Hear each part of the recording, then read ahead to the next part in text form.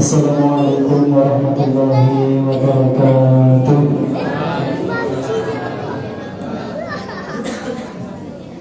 Alhamdulillahilladzi hadana li hadza wa ma kunna linahtadiya laula an hadana Allah.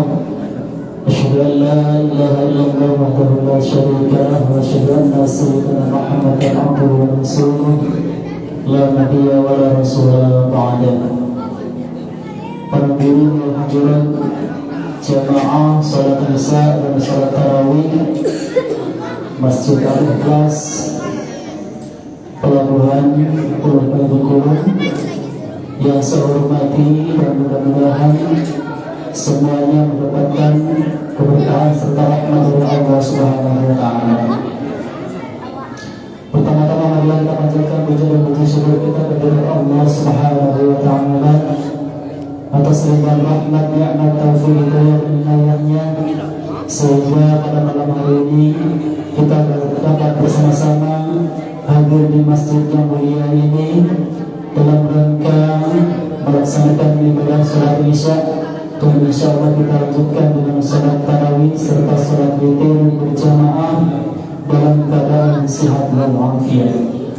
Kedua kalinya salawat dan salam semoga senantiasa tercurah kehadiran junjungan kita Nabi besar Muhammad sallallahu alaihi wasallam.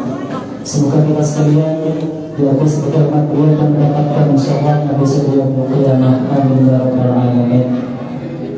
Para hadirin sekalian yang saya hormati, alhamdulillah pada malam hari ini di malam yang kelima di bulan Ramadan, mudah-mudahan segala amal kita, puasa kita, ibadah kita, serta sedekah kita semuanya diterima serta mendapatkan ridho dari Allah Subhanahu wa taala. Hadirin hadirat sekalian, sebagaimana biasanya sebelum kita melaksanakan salat tarawih, kita akan bersama-sama mendengarkan tausiah ataupun kultum pada kesempatan malam hari ini.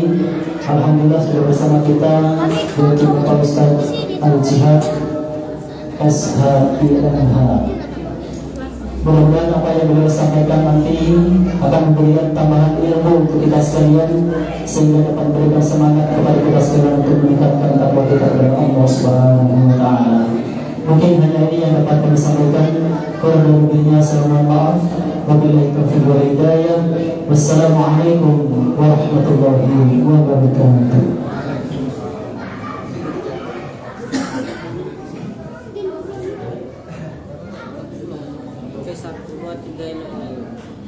Assalamualaikum warahmatullahi wabarakatuh.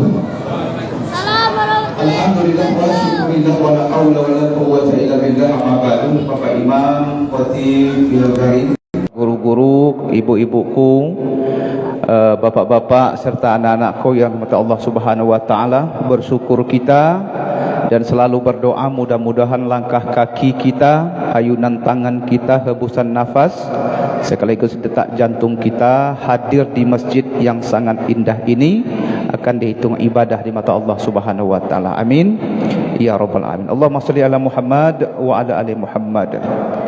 Bapak, ibuku yang dirahmati Allah Subhanahu wa taala, izin Pak, kita tutup rapi pintunya Pak.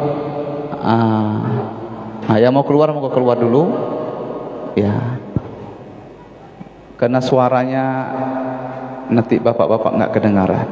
Baik, kita mulai. Pertama, ini adalah kalau nggak salah Pak Imam mungkin sudah lebih 10 tahun saya di sini. Di dulu masih belum seperti ini, sekarang udah luar biasa. Nah, ini adalah proses termasuk kita sholat pada malam hari ini, mendengarkan tausiah kultum seperti ini adalah suatu proses untuk menebalkan keimanan kita. Kalau dalam bahasa Gen Z-nya mungkin cara kita mengecas iman kita. Nah, saya sering menganalogikan kalau kita Bapak Ibu punya handphone, semuanya punya handphone semuanya. Handphone kita di sini semua ada, semua nomor orang penting ada, semua nomor keluarga kita ada, semua aplikasi ada, Pak. Ada TikTok, ada IG, ada Facebook, ada apa lagi? Ada Twitter. Pokoknya ada semuanya. Dan tidak kalah penting lagi adalah di HP kita ini ada M-Banking. Nah, M-Banking ini belanjanya di mana aja belanja, kalau kita punya M-Banking tapi harus sudah saldo, Mas. Itu lancar. Lancar semuanya. Pakai kris juga bisa. Itu handphone kita, Pak. Dan handphone itu berbagai macam harganya. Kalau HP saya ini 1.800.000, Mas.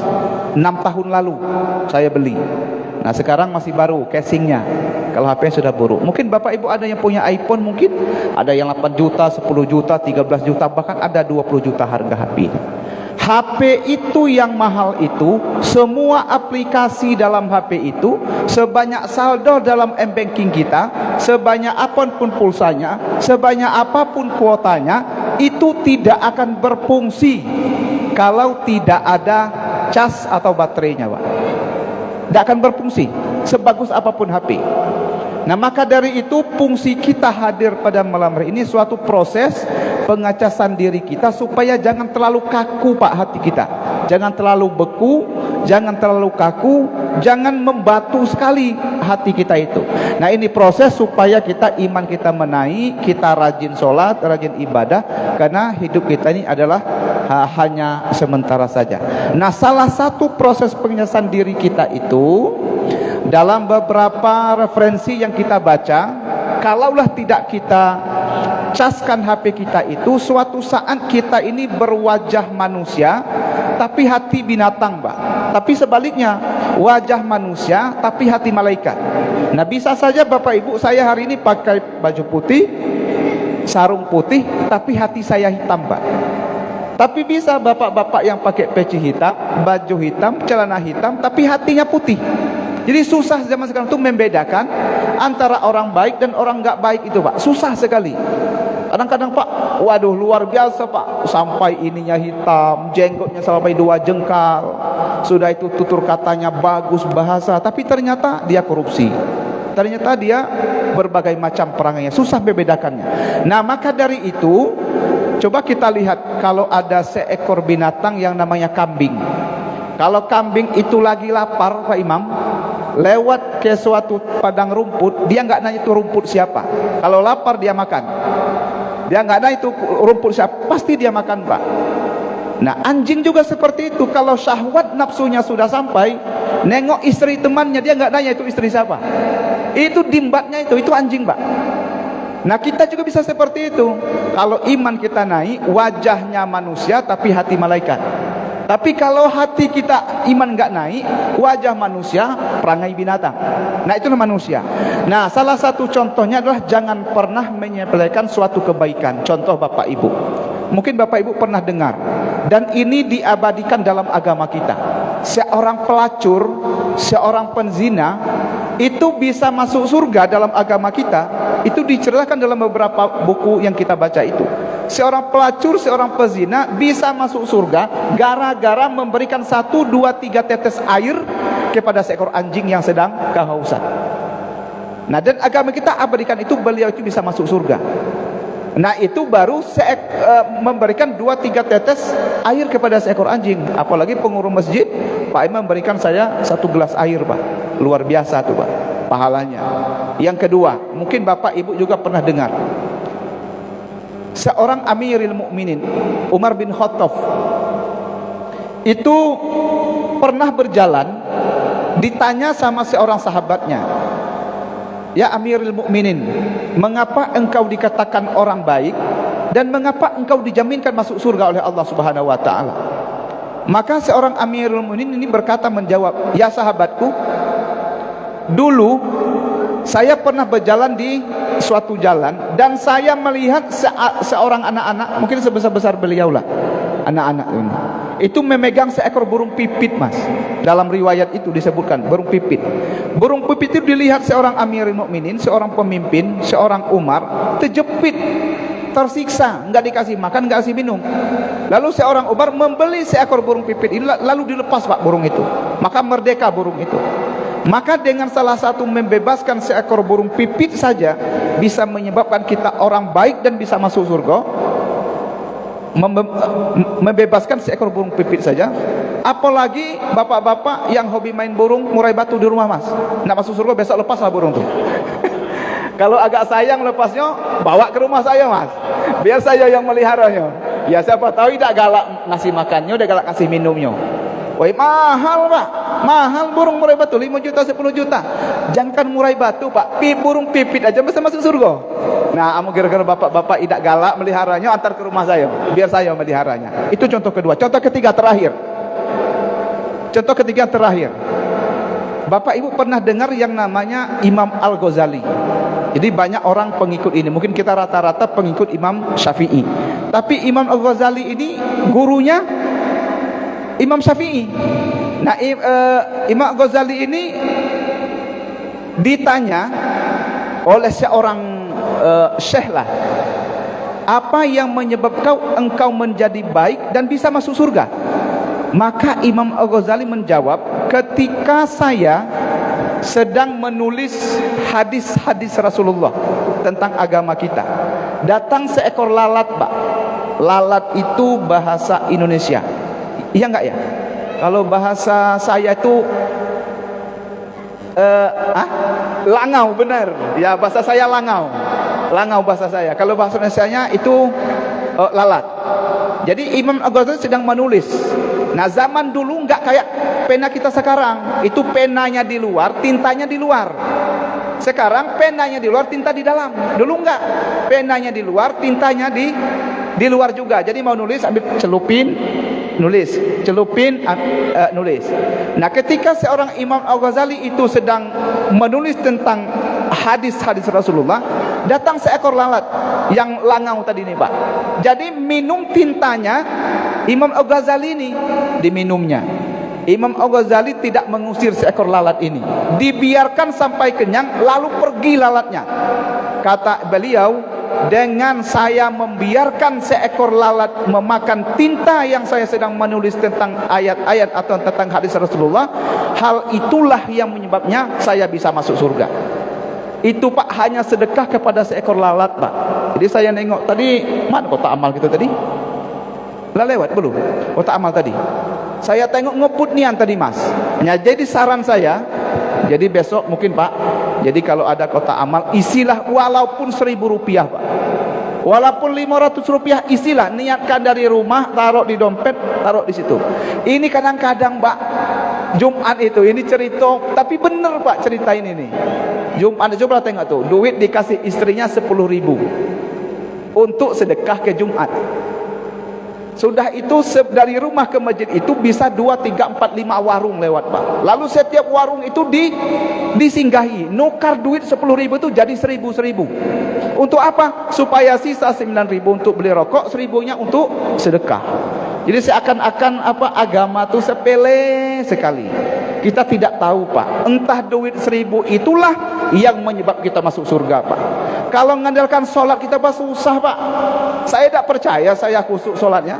Apalagi kejap bapak-bapak masih muda nih, mungkin ingat dengan metenya, ingat dengan bininya, ingat dengan burung murai tadi lepas tadi kan.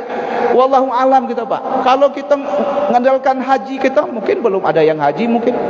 Kalau mengandalkan umrah kita, wallahu alam, sampai itu selfie kita.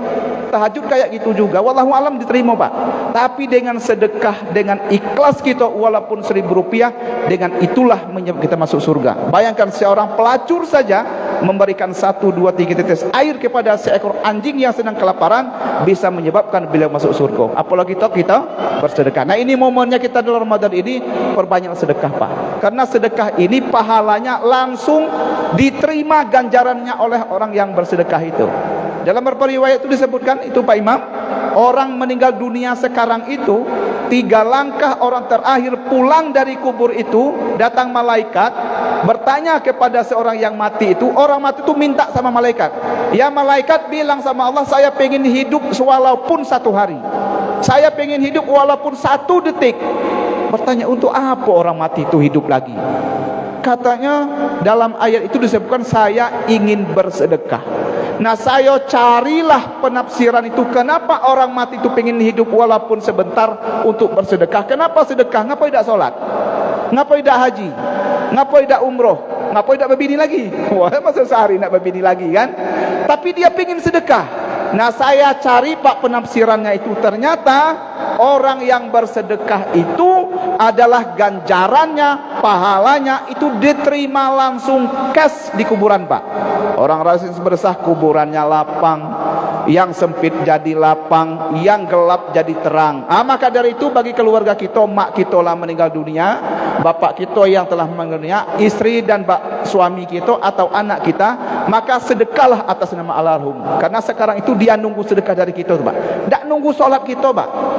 Mak kita yang mati itu tak nunggu umrah kita, Pak. Dia tak nunggu tahajud kita, Pak. Tapi dia nunggu sedekah kita. Nah, mulai hari ini sedekahlah atas nama orang tua kita. Walaupun tak pajak 10.000, 1.000 jadi lepas setiap hari, Pak, selama Ramadan ini. Kalau pajak seterusnya. Mudah-mudahan kita istiqomah untuk selalu bersedekah. Amin ya rabbal alamin. Assalamualaikum warahmatullahi wabarakatuh.